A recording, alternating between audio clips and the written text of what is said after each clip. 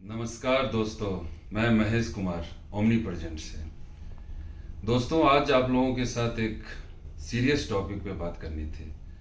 सोचा इस टॉपिक पे ऐसे तो बहुत बात होती है, लेकिन फिर भी अगर आप देखोगे तो जितनी होनी चाहिए और जिस तरह से होनी चाहिए वो बात उस तरह से मैं देख नहीं रहा हूँ। तो मैं सोचा आप लोगों के साथ शेयर करूँ।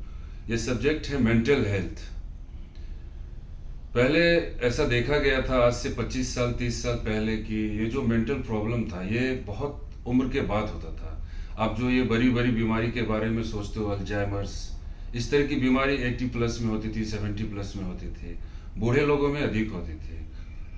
लेकिन आजकल ये बीमारी आप देखोगे 21st में 21 ईयर 22 ईयर के बच्चों में भी पाया जाता है। स्पेशली आप मेट्रो सिटीज़ में जाओ तो ये बीमारी बहुत हद तक फैल चुकी है। डेटा कितना सही है ये पता नहीं, बट अमेरिका में लोग कहते हैं कि हर तीसरा बंदा इस बीमारी से ग्रसित है।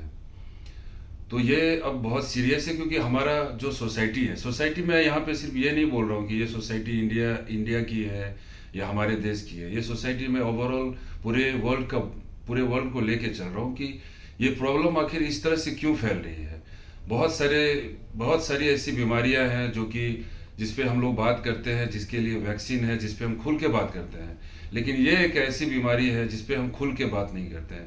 ना ही हमारे पेरेंट्स बात करते हैं, ना ही हमारे फ्रेंड्स बात करते हैं, ना ही हमारे टीचर्स, ना ही हमारी यूनिवर्सिटी में प्रोफेसर्स। किसी ने भी इस पे कभी ऐसा सोचा नहीं कि खुल के बात हो।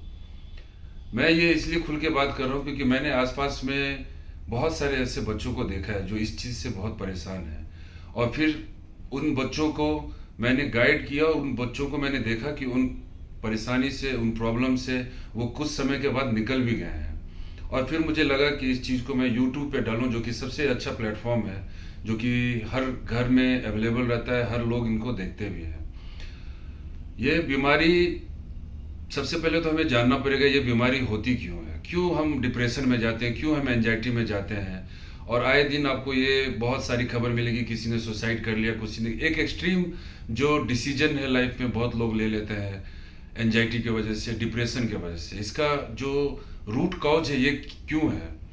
तो दोस्तों, मैंने ये रियलाइज किया है और मैं जितना भी देखा हूँ, मैंने इस पर जितना भी वर्क किया है, हो सकता है मैं सारे रीजन्स को आप तक नहीं पहुंचा पाऊँ, क्योंकि इसके एक रीजन नहीं है। ये मैंने जरूर देख लिया है, ये मैंने जरूर समझा इस चीज़ को कि इसका एक रीजन नहीं है, इसके बहुत सारे रीजन हैं। और बहुत सारे, कुछ रीजन ऐसे हैं जो जेन्यून है और बाय नेचर जो बोलो तो लाइफ के तरफ से आती है। कुछ ऐसे है जो हम क्रिएट कर रहे हैं, हम खुद क्रिएट कर रहे हैं। इस तरह के अगर आप देखो तो ये बीमारी का रीजन, जैसे बहुत छोटी सी बात है, हम लोग नेगेटिव थिंकिंग। अब नेगेटिव थिंकिंग जब स्टार्ट होता है, एक 8 साल के बच्चे को बोलो नेगेटिव थिंकिंग क्या है, वो क्या बताएगा नेगेटिव थिंकिंग। उसके माइंड में नेगेटिव थिंकिंग नहीं है, वो कभी कभी आता है। लेकिन वही आप एक 22 साल के बच्चे को बोलो तो वो आपको बता सकता है कि नेगेटिव थिंकिंग क्या है। आप किसी चीज को बार बार सोच रहे हो, बहुत ज्यादा सोच रहे हो, एक्सट्रीम कर रहे हो सोच में। आप कुछ ड्रग्स कर रहे हो, बहुत ज्यादा ड्रग्स कर रहे हो। आप अल्कोहलिक हो रहे हो, बहुत ज्यादा हो रहे हो। या आप बहुत ज़्यादा सेक्स के बारे में सोच रहे हो, या बहुत ज़्यादा इस तरह की कुछ भी आप एक्सट्रीम काम कर रहे हो, उस पर बहुत ज़्यादा चांस होता है कि एक लक्ष्मण रेखा है जिसको आप क्रॉस कर रहे हो। और वो क्रॉस करने के बाद ये बीमारी आपको धीरे धीरे आपको घेर सकती है बीमारी। और उस हालात में लोगों को समझ में नहीं आता, उनको लगता है कि कुछ एबनॉर्मल मेरे साथ घट रहा है, बट उनको लगता है कि मैं पागल हूँ, मैं बीमार हूँ। नहीं, वो इस चीज़ को एक्सेप्ट नहीं कर सकते। और मैं भी बोलूँगा कि इसको हम एज ए बीमारी नहीं बोल सकते, इसको हम सिर्फ डिस्प्लेसमेंट बोल सकते हैं। हमारा जो अपना नेचर है उससे थोड़ा सा मूवमेंट, थोड़ा सा डिस्प्लेसमेंट हो जाना। रीजन क्या है, रीजन बहुत सारी रीजन हो सकती है, लेकिन सॉल्यूशन क्या है इसका। इसका सॉल्यूशन बहुत ही थोड़ी सी सॉल्यूशन है, बहुत 2-3 सॉल्यूशन है। अगर आप इसको अपने लाइफ में फॉलो करो तो हो सकता है कि आप उस एक्सट्रीम पे ना जाओ जहाँ पे आपको साइकेट्रिस्ट से दिखाना पड़े। एक तो है कि सॉल्यूशन, वो शायद रीजन भी हो सकता है कि हम हमारे लाइफ का जो रूटीन है, हम वो रूटीन पे किस तरह से जी रहे हैं। क्या हम देर रात तक जग रहे हैं, क्या हम टी और कॉफ़ी बहुत ज़्यादा पी रहे हैं, क्या हम किसी एक चीज़ को बहुत ज़्यादा सोच रहे हैं, हमारा खाना कैसा है, हमारा सोना कैसा है, क्या हम बहुत कम सो रहे हैं, क्या हम बहुत ज़्यादा सो रहे हैं, क्या हम दिन में सो रहे हैं, रात में जग रहे हैं। ये जो रूटीन है उसको सुधारने की बहुत ज़रूरत है। रूटीन सुधारने से है कि आप जब भी सोते हो 8 घंटे 9 घंटे में उठ के, एक बेसिक चीज़ें हैं, जैसे कुछ चीज़ें हैं कि आप एक्सरसाइज करो, आप मेडिटेशन करो, एक अच्छा नॉर्मल खाना खाओ टाइम पे। एक तो ये है, अगर आप इस प्रॉब्लम में फंस चुके हो, प्रॉब्लम का सिम्टम यही है कि आपको एंजाइटी होगा, आपको डिप्रेशन होगा, घबराहट होगी, आपके सर में हो सकता है कि जकड़न हो, आपको लगेगा कि मेरा सर बहुत जकड़ा हुआ है, और नेगेटिव थिंकिंग ऑटोमेटिकली आती रहेगी, नींद कम हो सकती है, गला सूखने लगेगा, हो सकता है पसीना भी चले। ये सब इसके सिम्टम्स है। इनिशियल सिम्टम्स ये है, बाद में जो सिम्टम्स रहते हैं वो सिम्टम्स ये है कि आप किसी से, कोई भी आपको अच्छा नहीं लगेगा, आपका जो लाइफ है वो आपको बिल्कुल मीनिंगलेस लगेगा।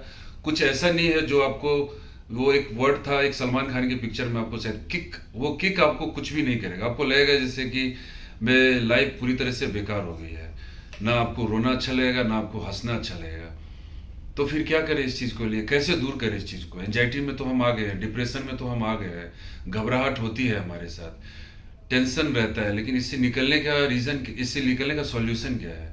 निकलने का सॉल्यूशन है कि आप अपने डेली लाइफ, डेली रूटीन जो है, मॉर्निंग से इवनिंग और नाइट 24 आवर्स जो हमें मिला है, उसको किस तरह से हम थोड़ा सा उसको, एक बोले तो ट्रैक पे लेके आ सके। ट्रैक पे लाने का मतलब है आप सवेरे थोड़ा उठें, या जब आप उठते हो तो उठ के थोड़ा सा एक्सरसाइज करें, या आपको जो अच्छा लगता है, आपको लगता है कि मैं, मेरे को कुछ खेलने से अच्छा लगे, क्रिकेट, बैडमिंटन, आप घंटा 2 घंटा ऐसा कुछ कि गेम में खेलो जिससे कि आपको थोड़ा स्वेटिंग हो आपको, और उससे बहुत सारे फायदे हैं। आपको ऑक्सीजन लेवल बढ़ता है, अगर आप खेलते हो या वॉकिंग करते हो, ऑक्सीजन लेवल बढ़ता है, आपका डाइजेशन सही होता है, आपके मस्तिष्क में जब ऑक्सीजन जाता है उससे भी आपको थोड़ा सा एक अनुभव होगा, सनलाइट आपको मिलता है, उससे आपको विटामिन डी मिलेगा। ये एक प्रकार का, ये है ऐसी चीज़ें जो कि आपको घर में आपको खुद करनी है। दूसरी एक चीज़ है, अगर आप सच में बहुत डिप्रेशन में पड़ गए हो, बहुत डिप्रेशन में, और आपको लग रहा है कि यहाँ से निकलना मुझे अब ना के बराबर, मैं निकल नहीं पा रहा हूँ, मैं बार बार कोशिश कर रहा हूँ लेकिन इस डिप्रेशन से निकल नहीं पा रहा हूँ, ये रूटीन करने के बाद भी, ये रूटीन में जीने के बाद भी, ये सही टाइम पे सोने से, सही टाइम पे उठने से, सही खाना खाने से भी मैं अब ठीक नहीं हो पा रहा हूँ, तो फिर आपको मेडिकेशन करना पड़ेगा। मेडिकेशन इन द सेंस कि आपको किसी साइकेट्रिस्ट से मिलना पड़ेगा। वो आपको कुछ दवाइयाँ देगी, जो कि वो दवाइयाँ ऐसी होती हैं कि ये हर जगह अवेलेबल रहता है, इसकी प्राइस भी बहुत कम होती है, 6 महीना, साल भर, 2 साल, जब तक आपको लगे कि इस दवाई, जब तक पे दवाई के बगैर मैं नहीं चल पा रहा हूँ, तब तक वो आप दवाई, डॉक्टर के बताए गए रूटीन पे उस दवाई को आप ले सकते हैं। तो एक तरफ ये दवाइयाँ और दूसरी तरफ आपका रूटीन, अगर आप इस दो चीज़ को अच्छे से फॉलो करो और 2 साल 3 साल 4 साल आप इसको अच्छे अच्छे तरह से लो, तो आप इस बीमारी से बिल्कुल तरह से निकल सकते हो, बिल्कुल तरह से। और ये मैं आपको इसलिए बता रहा हूँ कि आप होपलेस ना हो लाइफ में, अगर, क्योंकि ये बीमारी आजकल लगभग सभी के पास आ गया है। किसी में ये बीमारी रिफ्लेक्ट कर रही है तो हमें लगता है अरे ये डिप्रेशन में है, बट किसी में ये रिफ्लेक्शन नहीं होता है तो हमें लगता है कि अरे ये हमारे साथ दुश्मनी कर रहा है, ये हमारे साथ झगड़ा कर रहा है, लड़ाई कर रहा है, बट एक्चुअली में ये आपको समझ में नहीं आ रही है, या ये उस तरह से रिफ्लेक्ट नहीं कर रही है जिस तरह से, जिसके बाद आपको समझ में आनी चाहिए थी कि ये प्रॉब्लम में है, ये आदमी प्रॉब्लम में है। मैंने कई अपने फ्रेंड्स को देखा है, मैंने अपने रिलेटिव्स को देखा है कि वो भी कभी डिप्रेशन में आके अननेसेसरी स्टेप ले लेते हैं जिसकी कोई ज़रूरत नहीं है। तो दो सॉल्यूशन, रीज़न जो है इस बीमारी के, हो सकता है बहुत सारा रीज़न हो, बट दो सॉल्यूशन है। एक तो है आपको रूटीन ठीक करना पड़ेगा, आपको कुछ ऐसा करना पड़ेगा 24 आवर्स में, 8 घंटे के लिए आपको कुछ ऐसा करना पड़ेगा जिसमें आप फुल्ली हर तरह से इन्वॉल्व हो, चाव से आप उस काम को करो, आपको मजा आए वो काम करने में, जिसमें आप कुछ देर के लिए सारी चीज़ों को भूल सको, अपने एंजाइटी को भूल सको, डिप्रेशन को भूल सको, आप अपने सारे टेंशन्स को भूल सको। ऐसा काम 8 घंटा आपको करना पड़ेगा, ये पहला स्टेप है। दूसरा स्टेप है, अगर ये करने के बाद भी आपको लग रहा है, हो सकता है आपने अगर बहुत देर कर दिया हो इस चीज़ को अपने लाइफ में इम्प्लीमेंट करने में, तो हो सकता है आप इससे भी ठीक ना हो, ये मैं पूरी तरह से एग्री हूँ, लेकिन हो सकता है, लेकिन दूसरा एक स्टेप अगर वो भी साथ में कर लो तो हो सकता है 50% इधर और 50% उधर से। वो दूसरा स्टेप है, आपको डॉक्टर से भी मिलना पड़ेगा, डॉक्टर को आपको पूरी प्रॉब्लम खुल के बतानी होगी, और ये दो चीज आप करो तो मैं आपको पूरे भरोसे के साथ कहता हूँ, और ये मैं पूरे जिम्मेदारी के साथ कह रहा हूँ कि आप अगर दो चीज करो तो आप पूरी तरह से इस चीज से वापस निकल सकते हो। दोस्तों, ये मैं आपसे ये मेरा रिक्वेस्ट है, इस वीडियो को आप जितने लोगों को शेयर कर सकते हो, सब्सक्राइब भी करो और शेयर कर सकते हो, शेयर करो, क्योंकि ना जाने हो सकता है किसी को ये वीडियो देख के उस प्रॉब्लम से निकलने की एक छोटी सी किरण उसको दिखाई पड़े। धन्यवाद दोस्तों।